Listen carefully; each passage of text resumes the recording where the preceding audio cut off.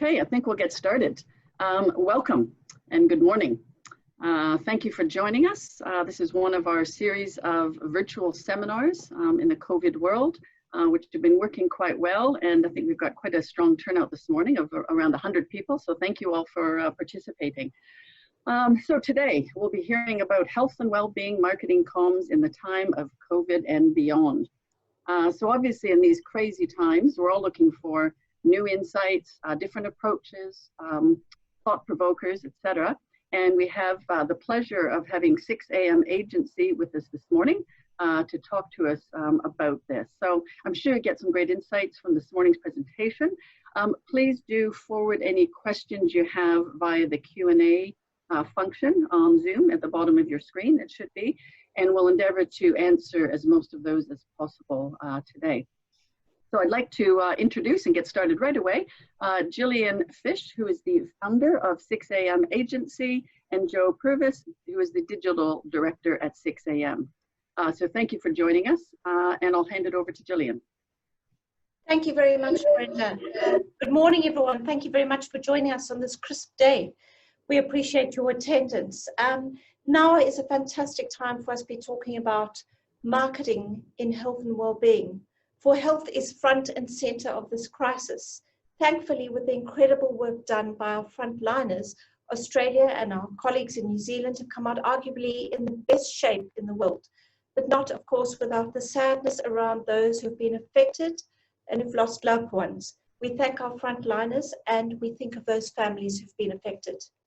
Today, what we're going to do is we're going to take you through our take on health and wellbeing communications during this time, but with a look into the future. If we look at our philosophy in the agency, our philosophy is around healthcare is an industry, human care is a calling. Next slide. Pre-COVID, this mantra kept us focused on communicating with sensitivity and relevance with all the work that we do.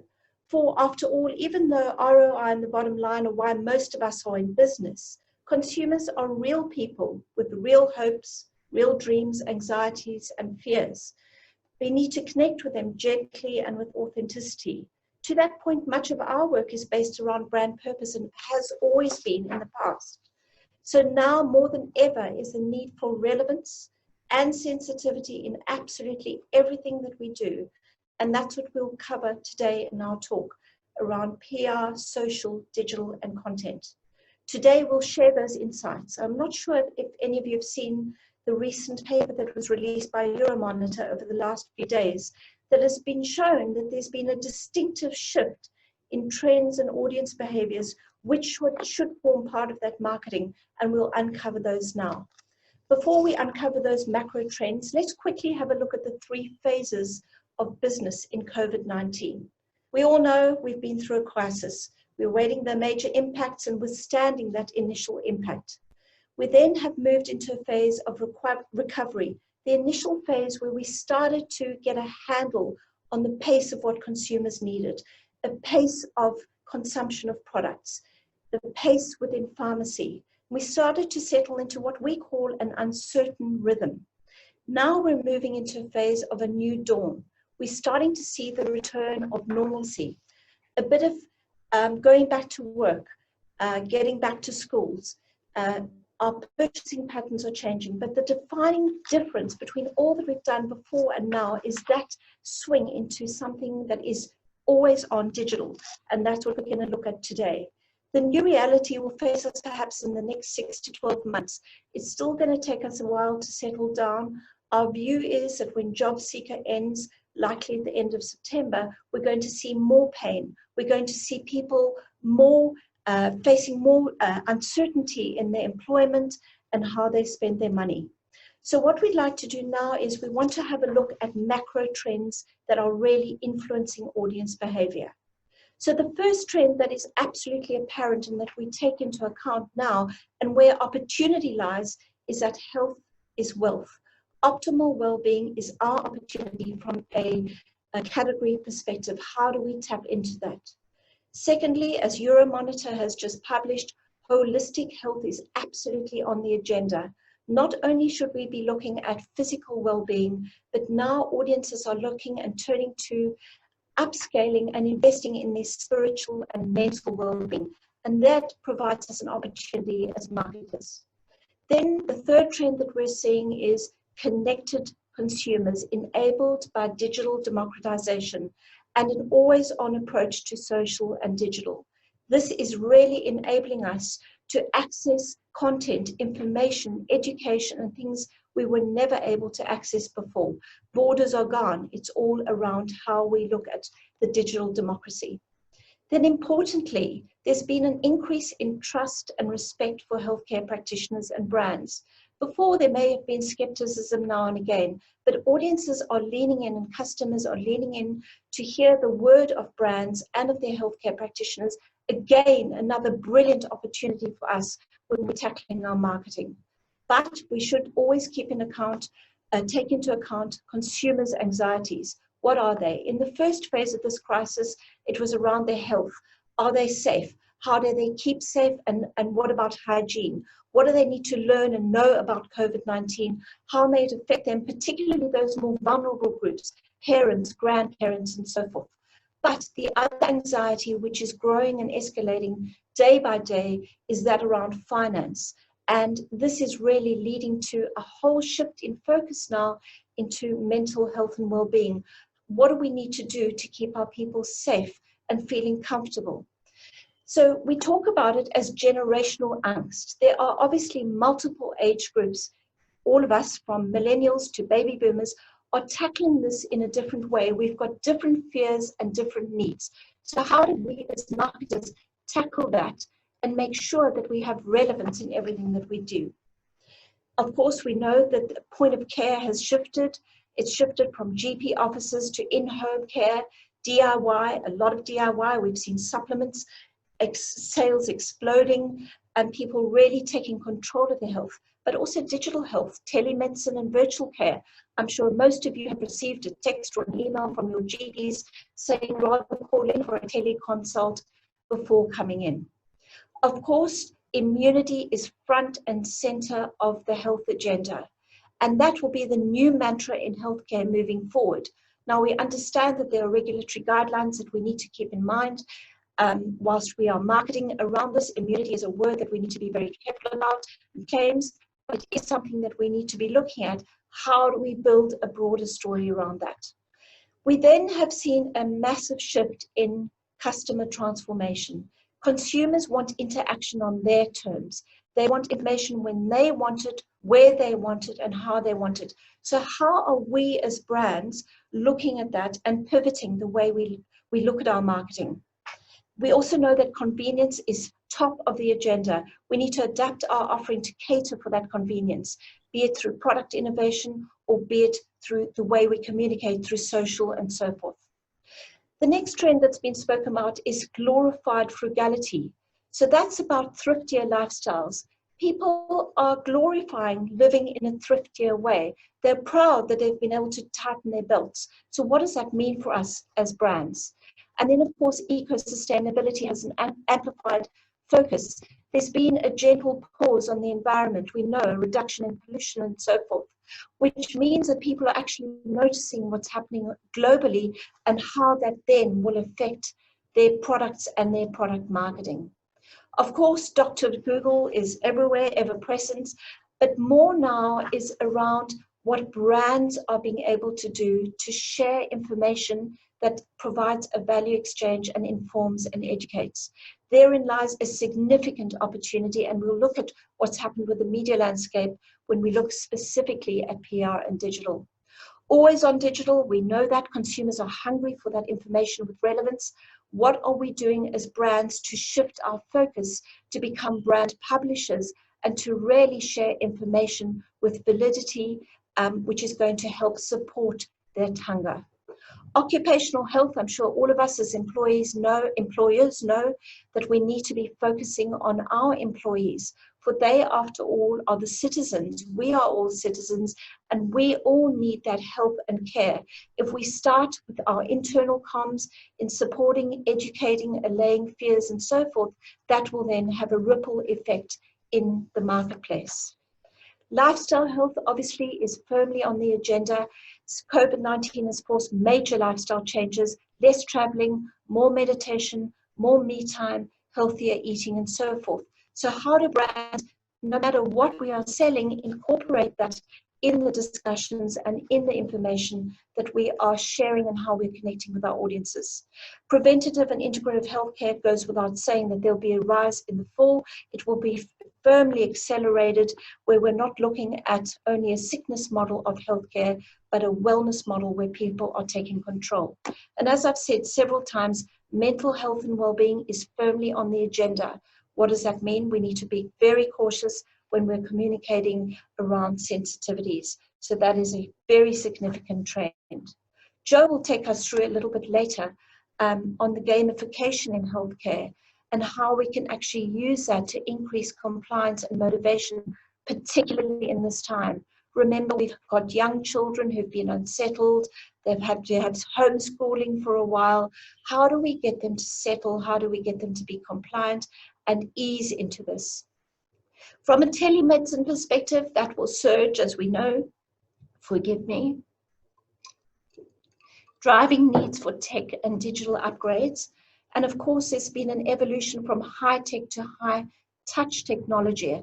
We're now talking about the Internet of Medical Things, revolutionizing patient data and the way we actually access great healthcare. Greater AI in health to diagnose and envision and treat anything related to COVID-19 and beyond. Joe will look at all of this when we talk about digital. And importantly, we need to know that we're now seeing medicine and healthcare without borders. We're able to access best-in-class healthcare interstate and globally.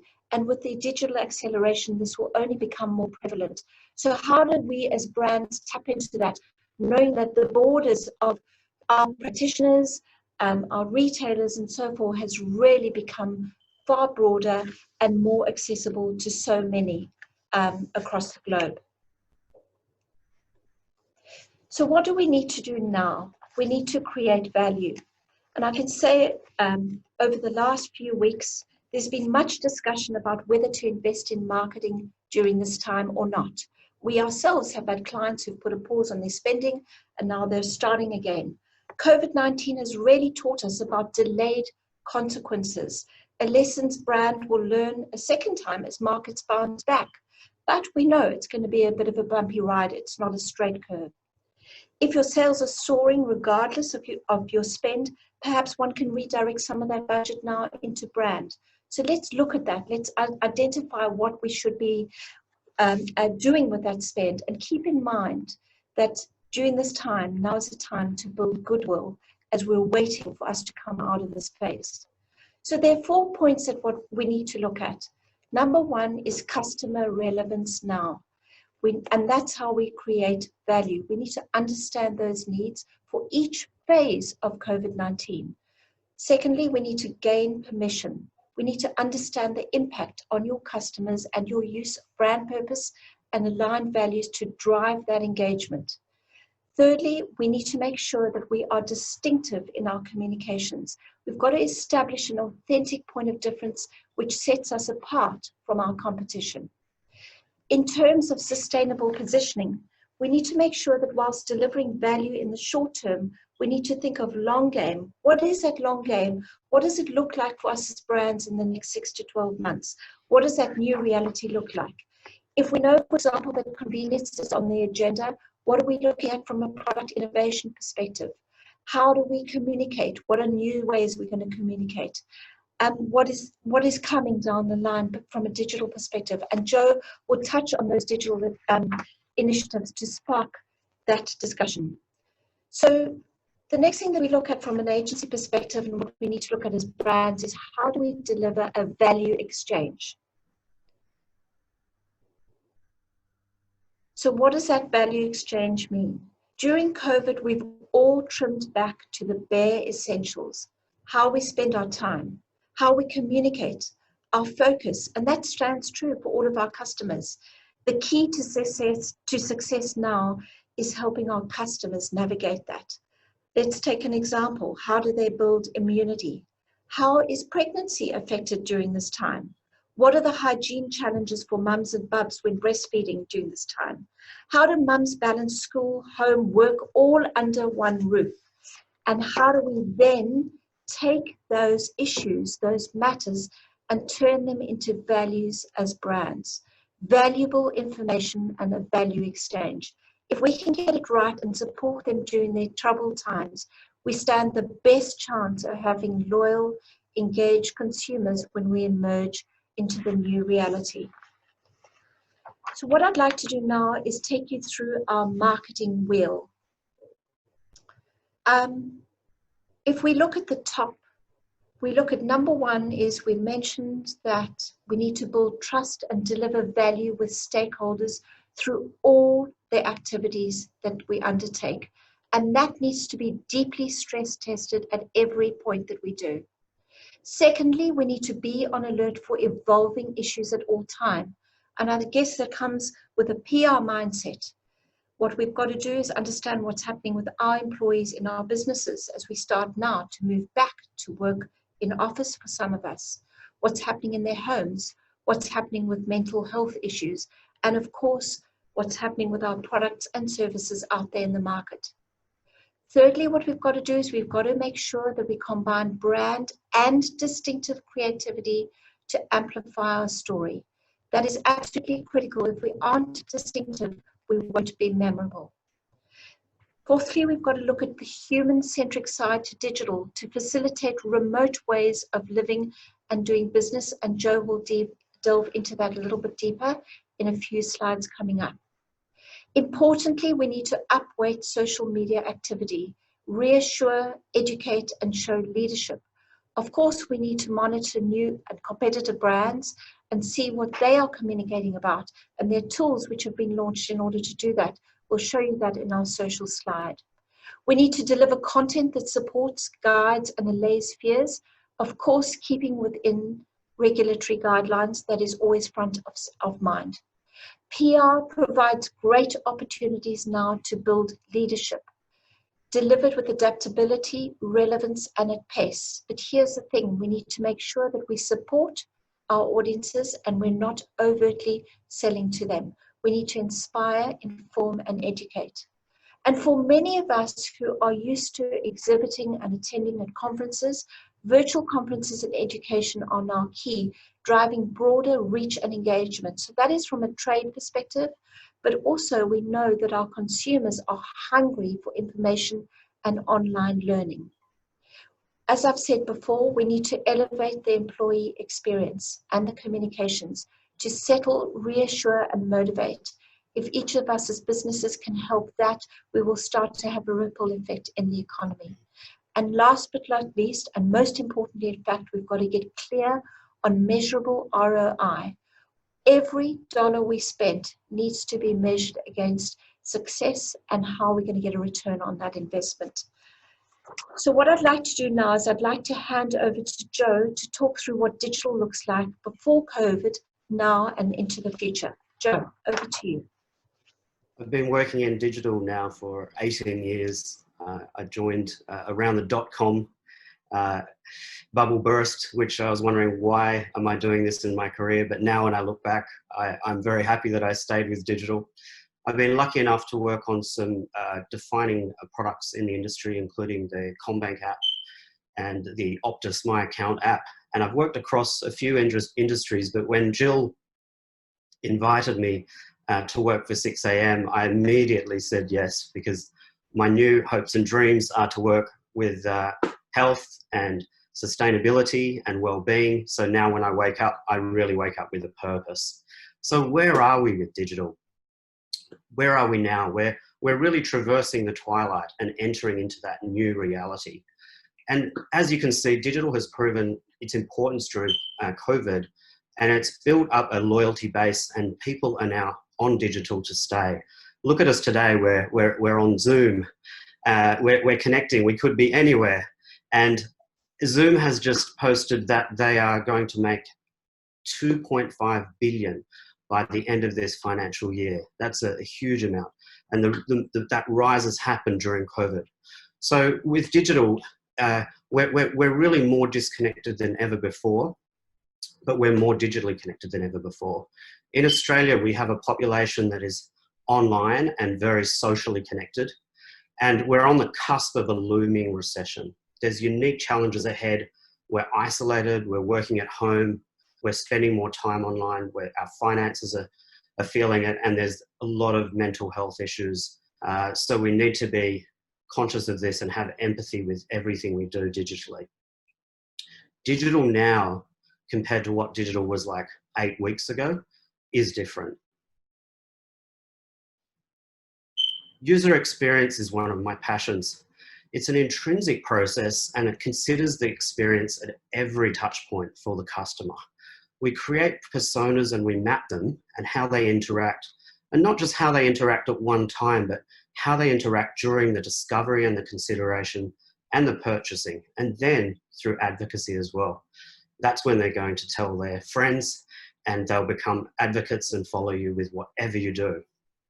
So 8 weeks ago and today, what's out? Research, including focus groups and ethnographic research. For example, I used to go to pharmacies and watch people's behaviour. That has changed now. I used to do focus groups with groups of people. That has changed. What else is out?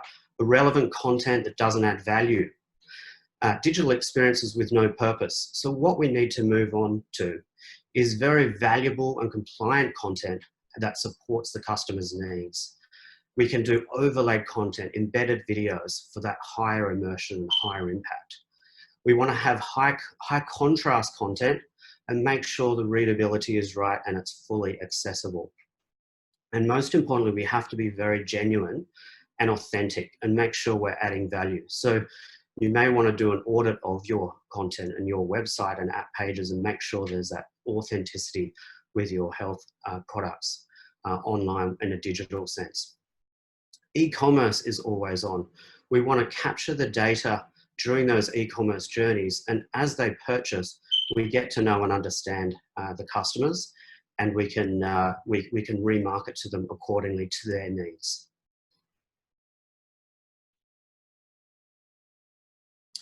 User interface design. This is when the visuals come into the structural content of the user experience wireframes, and a color is very emotional. So it also forms the spec for the development stage. So it's a very important stage there. So 8 weeks ago and today, what's out is group photography, travel photography. You'll be surprised. There's a lot of websites that I've seen lately where there's groups of happy people together.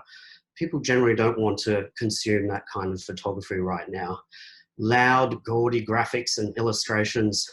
For example, red increases anxiety. So really audit the color palettes that you're using and look at the color psychology side of colors. As you can see with this illustration on the right, it's a calm blue color because I'm a very calm person, and we're having empathy for the users here, and I'm not going to use any red today. Make sure there's no gimmicky animations. So we need to create these calm and more empathetic interfaces with the complementary and calm colors. Make sure that interactions are very easy to use, very easy. And if there is animations, just make them very subtle.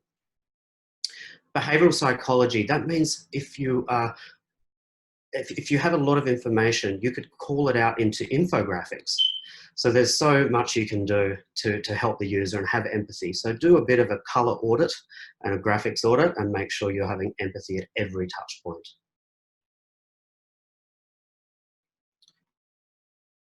With content, it's such an important topic. We need to continue to connect with content and have sensitivity throughout. So what's out? Non-compliant content. So do the audit and make sure your content is compliant. Product-focused content that sells versus supports. Make sure you differentiate it. The advice which sits outside a brand's permission to talk, thoughtless or opportunistic communication. So make sure you're not going for the hard sell there. So today we want to keep content updated and very relevant. For example, the customer frequently asked questions have completely changed. So make sure you're answering the customer in the right way today.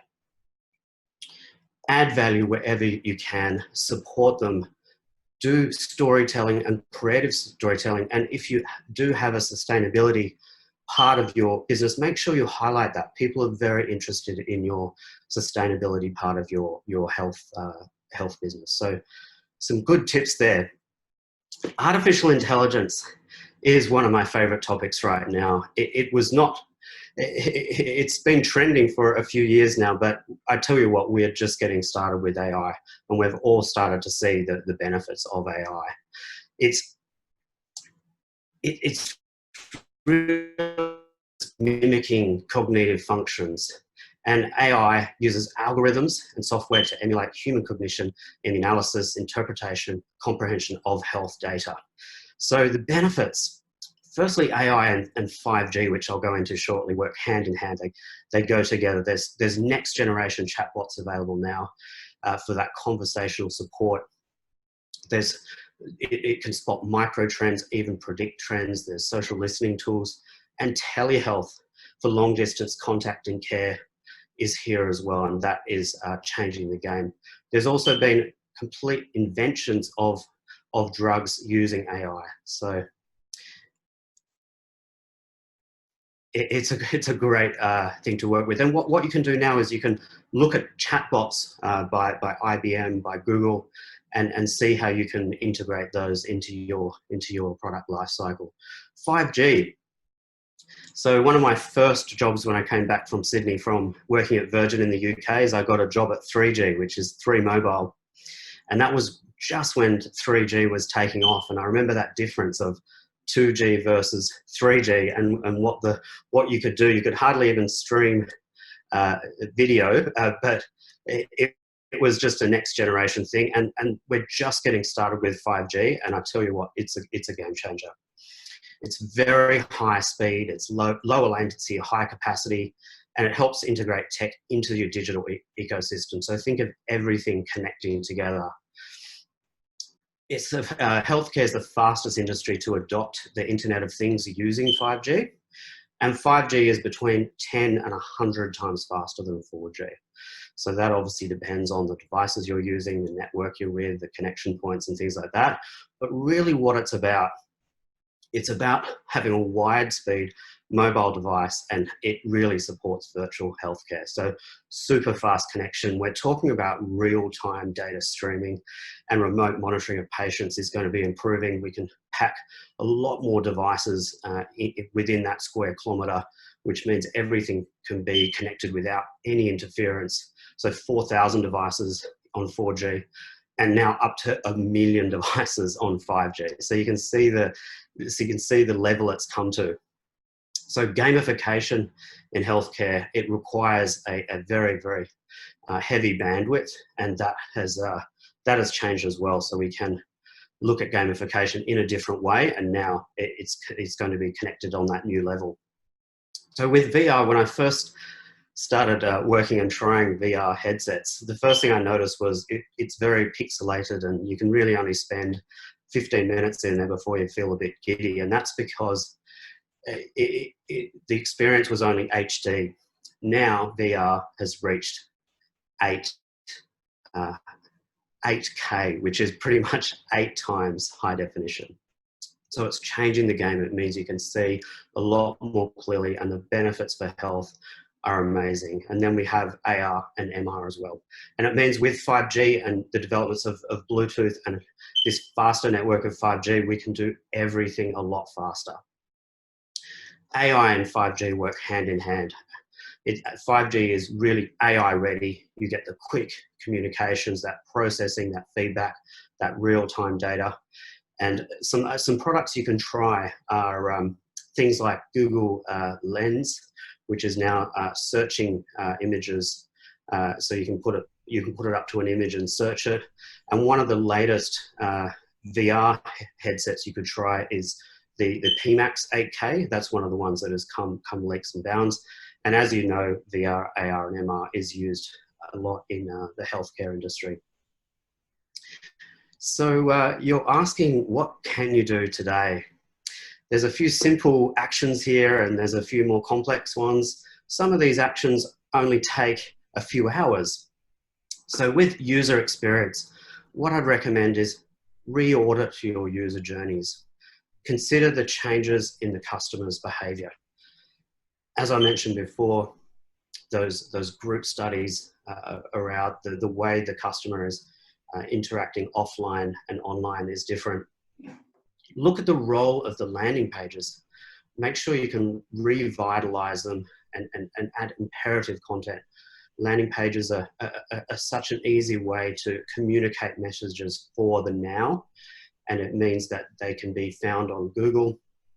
Recently, we created the immune checker for Blackmores, and we decided on an actual new domain so people could land on it, find it on Google.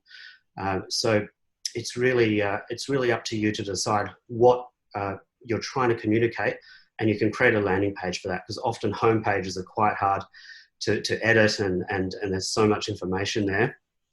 And the other one here as well is just e-commerce. Make sure that the journeys to purchase are clear and simple, and do know that e-commerce has taken off in a big way through these times, and we need to make it as simple and easy for users to buy and to interact in that way. And the great thing about e-commerce now is there's dashboards. You can get analytics straight away with what they're doing. You can start profiling the customer and interact with them in a much better way. So make sure you add value to them the whole way. User interface. So my background is a designer, and do a color audit. Make sure there's none of those bold reds that can give one anxiety. Keep the colors cool, calm, and fresh. Go in and do a bit of a text and graphics order. Some of these points sound very simple, but you'll be surprised. I checked out some of the websites recently, and there's so much of this missed. And consider infographics. Even call out some important text and create graphics from them. And with content, review your FAQs. As I mentioned, the FAQs are different now. People are not just searching for things like, what are your opening hours? There's so many different questions coming in. All you need to do there is call your call center manager and just say, what are the top 10 questions people are asking? Then take those questions and integrate them into your website experience. It's as easy as that. Then you can answer people that you're putting less pressure on the contact centers there. Also do an audit of the opportunistic looking messages. Just make sure there's no hard sell there. That doesn't come across well during these times. You can also just get do an assessment and do some surveys and just assess the sentiment. Once you find out the user's wants and needs, you can take action and have empathy with everything you're doing. With AI, what you can start to do today is just integrate a chatbot, or at least test a chatbot and see if it adds value, and test along the way. You really have to have a chatbot with purpose. And there's so many things you can do with chatbots now. You don't necessarily have to have a chatbot only. If the chatbot can't answer your question, you can very easily escalate it to a live chat, which means they're chatting to a real human. So when are they helpful? Obviously, during the crisis, there was a lot of use of chatbots, especially because call centers were overwhelmed, and a lot of call centers obviously shut down, so they just couldn't answer the customers. If you have a product recall, which I hope you don't, you can have that support with a chatbot, because you want to answer the questions right away very, very soon. And if your call centers are overwhelmed, the chatbot will take over. So 5G, what can you do? Well, what you can do right away is look at your devices, make a note of what they're doing, and with 5G, have a look at what is on the go and what real-time data you need to share. And 5G is just getting started. There's a few Android devices that already support 5G, but the feeling that I've got through with what I've talked about with a couple of friends at Apple, the new iPhone 12, which is coming in September, it is going to be a real game changer. So you'll be able to really feel the difference. So have a go at that. So thanks for listening. Back to Jill. Thank you, Joe. So what we'd like to do now is just take you through a couple of social ideas, social media and the new reality. A couple of points. Number one is we need to make sure that we use our social to accelerate our communications in what we're calling a contactless world. Brands need to rethink the customer journey to help them lead a more contactless life. After all, we are separated, a lot of us working from home, and that will continue for the long term.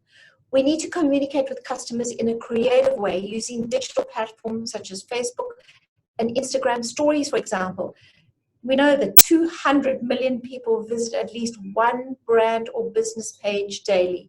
They're searching for information, for inspiration. We need to really upscale what we're doing there. Secondly, we need to look at keeping a dialogue open with our customers in a way that enables them and supports them to access information easily and clearly. For example, share answers to the most commonly asked FAQs on your feeds and your stories. Don't only use them for fun information. Create a highlight with answers to FAQs at the top of the Instagram or Facebook page. Then maintain relevancy in your messaging. Review how other health brands are adapting their messaging using Facebook Ad Library, which amazingly is a place where you can see any ad that currently runs on Facebook. Simply go to Facebook Ad Library, type in a brand name that you'd like to see, and you can see every one of their active ads. Simply search that name. And importantly, content fatigue is coming. Keep the content fresh. Work with content creators and influencers, key opinion leaders, and so forth. So it's not only you, the brand holder, who is pushing out the information, but be careful to remain relevant without overloading customers as well. And then the rise of the little indulgence. Consider what people may be missing out on at home and how your brand can act as a substitute. For example, can't go to the gym? Why don't you host a free virtual training session? Can't go to the salon? Share a skincare routine on Instagram Live. There are a myriad of new tactics that we can use to advance our social media and tailor it for the new reality. So lastly, what we're going to do is we're going to look at PR in a time of uncertainty for brand leadership. And in our view, this time presents a brilliant opportunity to get your story out there. However, it needs to have relevance. So number one, we need to listen and understand your audience needs first. That's the message throughout this presentation. Listen very, very carefully and deeply. Then act with sensitivity and relevance. Marry brand with purpose in messaging. Don't just go out with brand. Have a clearly defined point of view and make sure that everyone in the business is aligned before you go out with that message. Share valuable insights or advice that engender trust, that are relevant to your market. Support, help, or inspire the audience with content, donations, partnerships. We know of brands that have gone out to hospitals to give skincare or hand creams to those people on the front line wearing latex gloves.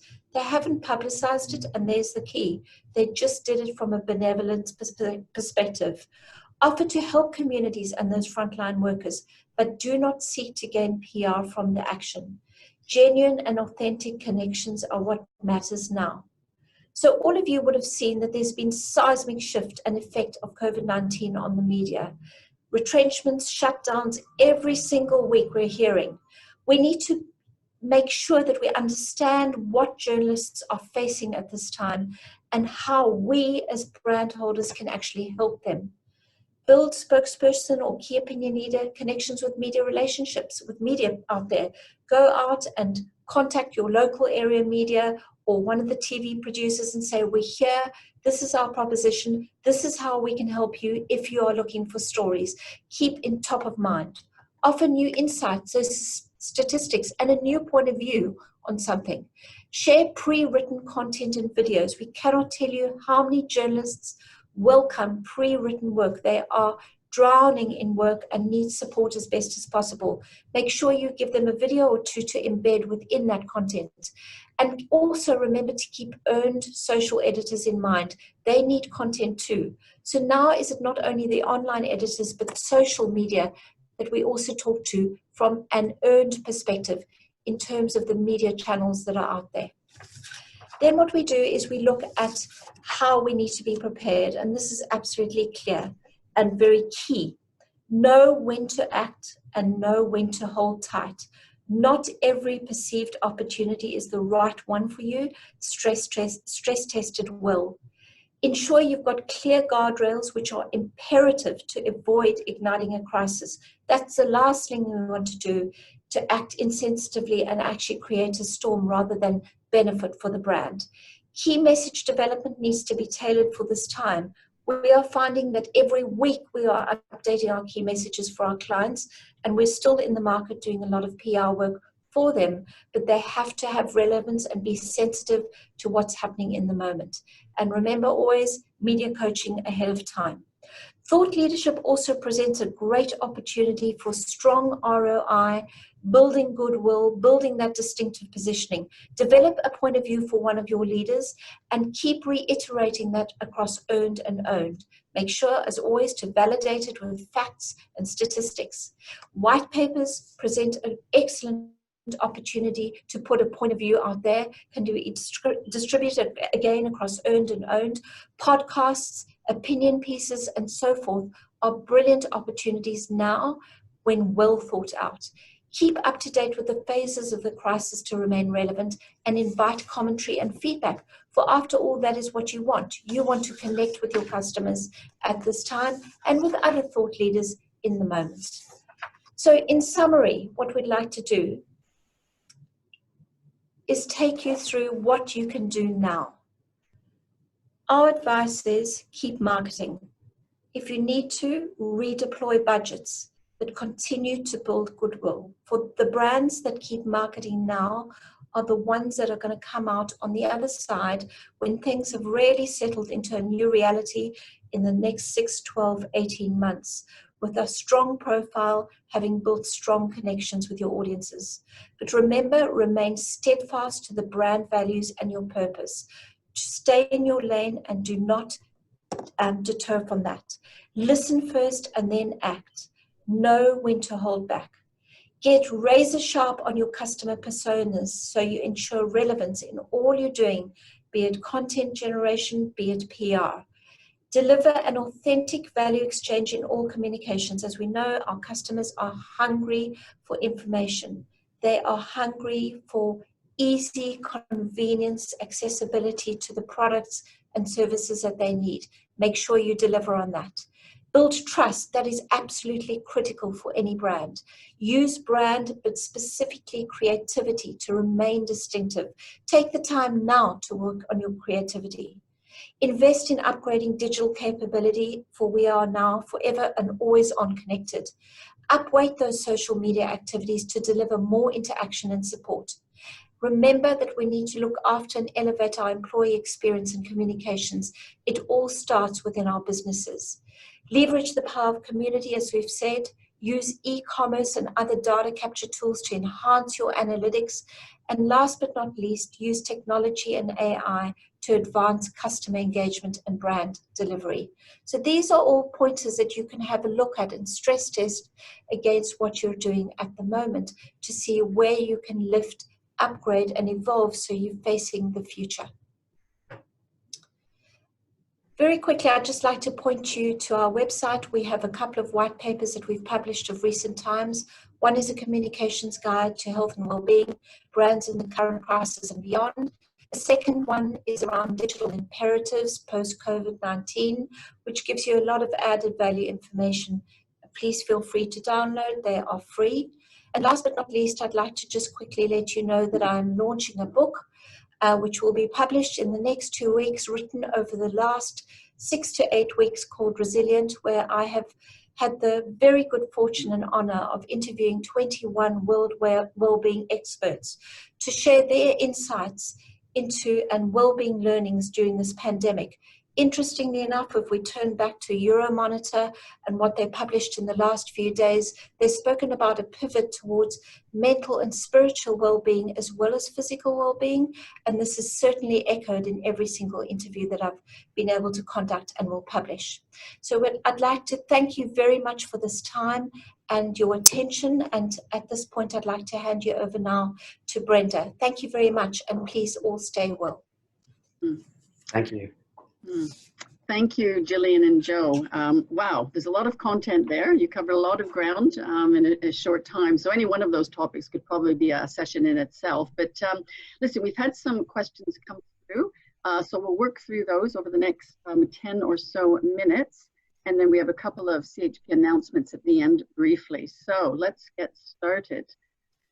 All right, first question, and I'll just remind everyone you are on mute, so please use the Q&A function to send through any questions, and we will be sharing the slides. 6 a.m. agencies agreed to share the slides with you post the webinar. So first question, from a brand and organization perspective, what advice or suggestions do you have for addressing the misinformation that is online about products and their positive or negative impacts on COVID? Thank you, Brenda. A very, very good question and very relevant. Our point of view is that we need to remain true to our values and our proposition. We need to stay in our lane and don't enter into another person's or brand's debate. Keep promoting what we do within the guidelines, we being the brand holder, within the guidelines, stay true to yourself. And in the end, you will rise above that. And if you put out good, solid, validated information, that is the best way forward within this time. Okay, thank you. Next question. There's a few related questions, but I will go through to them. How do you balance the need to be genuine and authentic with the high level of regulation required for therapeutic goods advertising? Very good question as well. So we know that this is a highly regulated industry. I think number one is obviously understanding what those guidelines are and making sure that the lifestyle information, particularly that we share, talks to the issues that the audience is facing without making any of those big claims. There are so many topics that we can talk to that support their overall health and well-being without getting into difficult water or deep water around the regulatory claims. It's really around defining what your content pillars are, what fits in to support your product and your service offering, and then to deliver that, making sure that they're all compliant. Okay, thank you. And one, again, similar, but moving along. There is a fine line between consumer empathy during COVID and opportunism in marketing. What are your thoughts on how to manage this line? I think the first thing is when we are delivering with empathy, we must make sure that we are delivering it authentically. So we're not doing it to build our brand. We are truly doing it to help our audiences. And if we come at it from that direction without wanting to build ourselves, but to connect authentically, we won't get into trouble in seemingly steering towards ourselves. So I think that that's really the way that we do. We stress test everything that we do and say to ourselves, how is the audience going to perceive this? Secondly, what we do is we stress test it against the brand, the values, and so forth. So it's putting audience first. Joe, you may want to add to that. Yeah, when it comes to the user experience, we do a lot of A/B testing, and we also do a lot of persona journey mapping and just psychological studies as well. So we're putting the human first with everything we do. Okay, thank you. I think Joe had mentioned this in your presentation. You mentioned consumers are asking different types of questions in the current environment. Can you expand on that a bit? Yeah, sure. So they're asking more about the ingredients in certain products. They're obviously not asking about things to do with store opening times and those kind of more offline retail questions. They want to make sure that the product is supporting their needs. And that's why I went into detail about getting the content right. You can add those educational videos. and make sure you add infographics to make sure that everything's very easy to understand. Okay, thank you. What do you think of social media influences during this time of health and economic uncertainty? Is the messaging insensitive and tone deaf or inspirational? What tips for how to use influencers? Very good question. Influencers need to be used with caution, and we need to understand why we're using them. Number one, are we aligned with their values, and are they aligned with our brand values? Number two is, are we just using them as a media channel to reach a large number of people? In our view, what we've got to do is we've got to make sure that the first thing is to stress test the alignment between the brand values. And if it is going to be authentic, and not just because they're getting paid. We do believe that there is a role for influencers to play, and increasingly, if we're looking for third-party content, they are increasingly playing that role.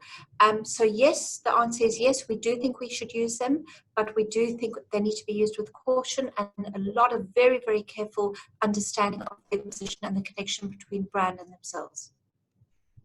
Okay, thank you. Now, this question came in before that answer, but it may be related to what you just said, Jillian. But the question is, how do you stress test? How do we? Yeah. So the very first thing is we look obviously at their social channels. We look at the content that they're putting out organically. We look to see if there's any commentary around them. We look to see which other brands they're working with and aligned with. And then what we do is obviously we look at audience figures, engagement. But that, in fact, is the last thing that we do, because you may get high engagement, low audience figures or low reach, but they have relevance to the topic that you're talking about now. But that's how we stress test in the first instance. Okay. Question here on Dr. Google. You talked about the macro trend of Dr. Google and that health searching online has exploded. Can you tell us any more about the data behind that comment, please? Well, what we know that, and Joe's better versed to give us the statistics on, Google search, but generally speaking, we know that the consumption of content through work that we do, we can see engagement, reach, sharing, and so forth has absolutely skyrocketed. And the demand for content has been huge, be it for us to see it through social because of those impressive figures, number one. And number two is what the media are taking from us and accepting from us as an agency. We can see that, and they give us the figures, we understand what the consumption is on those. So I guess it's from our own, not only from statistics, and Joe, if you can just take that over from a Google search perspective, because that's your forte, but certainly from a consumption of content perspective, we are aware of that from our side. Joe, on Google? Oh, yeah. People are searching more than ever before, and people, even if they know a website, they generally go straight to Google to type in that search form. So if you are setting up some questions to answer for customers, just make sure you consider what people are typing in. So there's certain behaviours of what they will type into Google, and if you can set up your page or a landing experience around that search term, then that's the best way to approach it. Okay, thank you. Do you see the desire for contactless experiences continuing beyond the current crisis? You talked about, content fatigue, etc. Will consumers want to keep doing this, or will there be a longing for the previous person-to-person experiences, and might they ultimately reject as much screen time and online consumption? Joe, would you like to take that? So I'm not sure what you mean with the contact list. Contactless. Yes. So in other words, they're online, they're not face-to-face during COVID. Oh, contactless. Yeah. So there is a lot of people working from home now, and that's expected to be so until towards the end of the year. We're weaning our way back to work, but that screen time is having an effect on people. It's increasing anxiety levels. It's highlighting people with depression issues and not helping them, and it is affecting it. And what we're advising is obviously screen breaks. It's not natural for us to be in front of the screen for that long. So yeah, we need to just be considerate and careful of having too much screen time. If I can just add to that, Brenda, in terms of the longing for the previous person-to-person experience, absolutely there will be. But there'll be a fundamental shift in terms of how people access their information as well. And that will certainly keep us always on connected with digital. So I think we're going to find a balance with both. Okay, thank you. I think we have time for one more question. Okay, this is a fun one to end on, a bit of forecasting or crystal balling. You talked about glorified frugality. Yes. Now, do you think there will be a consumer backlash post-COVID? For example, when high spending and frivolity will prevail, they're sick of this, this environment. And how would you figure that out as a marketer, and what would you do? Well, I think it's a very good question. I think what we've got to do is go back to the GFC, look back to those times when we thought it was all coming crashing down and we were tightening our belts and nothing would ever change. And then we had 9/11 and there was a lot of concern around that, of course, and caution people tighten their belts. So I think it's all about the nature of consumer cycles. For now, we will certainly see a tightening of belts, but absolutely, over time, it's going to get back to some kind of normalcy. And certainly, you know, if you look in China, consumption is absolutely accelerating at the rate of knots. So I think that it's all about the cyclical nature of consumers and life. And ultimately, in 10 years' time or even 5 years' time, yes, we may get back to that. Okay, thank you.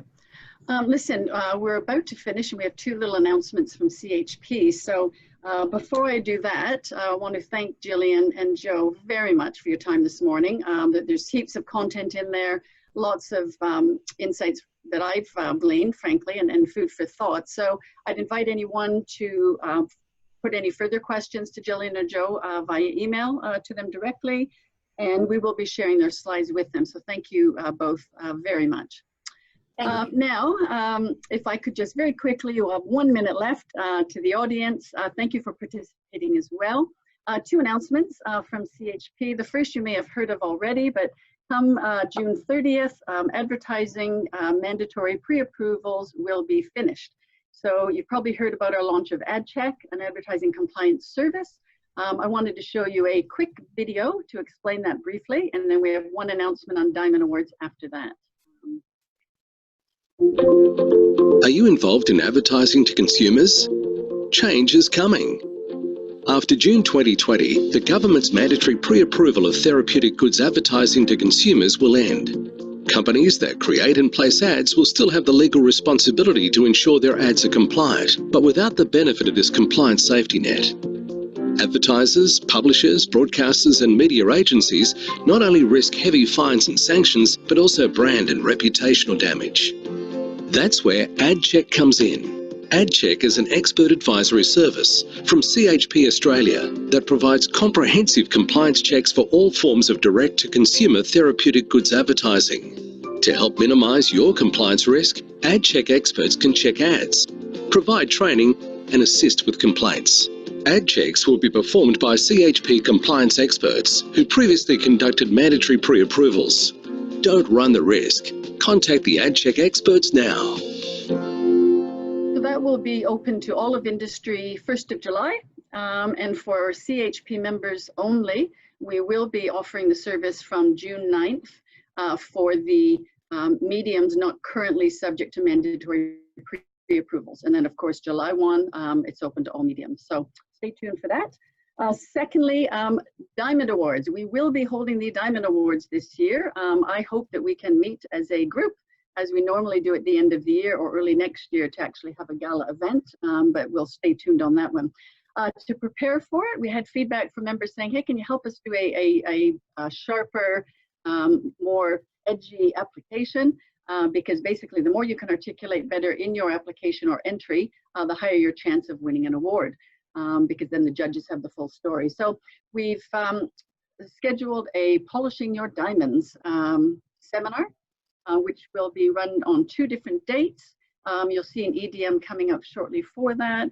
And frankly, it not only helps, I think, with building your Diamond Award entry, but it's some good basic marketing skills and business skills. So how do you write a good SMART objective, difference between strategy and execution and how you articulate that, what is health literacy, etc.